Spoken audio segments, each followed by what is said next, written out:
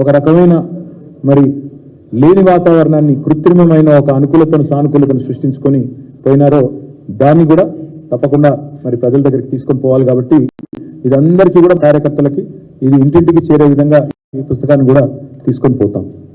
అదేవిధంగా మాకు ఇంకా కొన్ని విషయాలు కూడా చెప్పారు. నియోజకవర్గాల వారీగా ఈరోజు పార్లమెంటు నియోజకవర్గాల వారీగా ఇక్కడ సమీక్ష సమావేశాలు ప్రతి నియోజకవర్గం నుండి ఒక 70-75 మంది ముఖ్యులు, మొత్తం కలిపితే పార్లమెంట్కి 500 మంది ముఖ్యులతో 500 నుంచి 600 మంది ముఖ్యులతో ఇక్కడ సమావేశాలు జరుగుతున్నాయి. తదనంతరం ఫాలో అప్ గా మరి ఎందుకంటే ఈ సమావేశాలు 17 నియోజకవర్గాల్లో కూడా జరుగుతాయి కాబట్టి రాబోయే సంక్రాంతి తర్వాత కూడా ఇంకా ఒక 4-5 రోజులు ఈ మీటింగ్లు కొనసాగుతాయి. తదనంతరం క్షేత్రస్థాయిలో నియోజకవర్గాల వారీగా కూడా విస్తృత స్థాయి కార్యకర్తల సమావేశాలు కూడా పార్లమెంటు ఎన్నికలకు సంబంధించి సన్నాహక సమావేశాలు కూడా పెట్టుకుంటాం.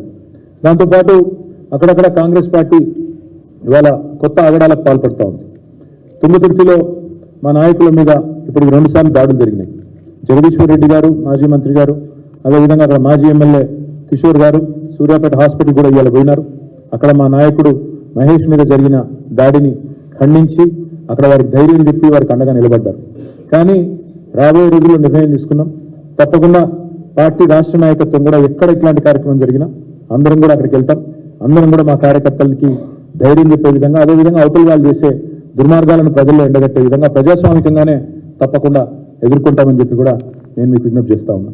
దాంతోపాటు ఇవాళ నిజానికి మా వాళ్ళు ఎవ్వరు కూడా మేము అనుకున్నాను, నేను వ్యక్తిగతంగా అనుకున్నాను మా వాళ్ళు ఏమైనా కొద్దిగా డిమారలైజ్ అయినారేమో అని. కానీ చూస్తే మాత్రం చాలా ఉత్సాహంగా ఉన్నారు. వాళ్ళు చెప్తున్న మాట మాకు తప్పకుండా పార్లమెంట్లో బ్రహ్మాండమైన ఫలితాలు వస్తాయి. ఎందుకంటే స్వల్పమైన మరి తేడా వచ్చింది తప్ప ఏమీ లేదు. కొన్ని చోట్ల ఉదాహరణకు ఆదిలాబాద్ పార్లమెంట్లో ఒక 2-3 బీజేపీ అభ్యర్థులు ఎవరైతే గెలిచినారో వాళ్ళు ఇదివరకు 4 సార్లు ఓడిపోయినారు.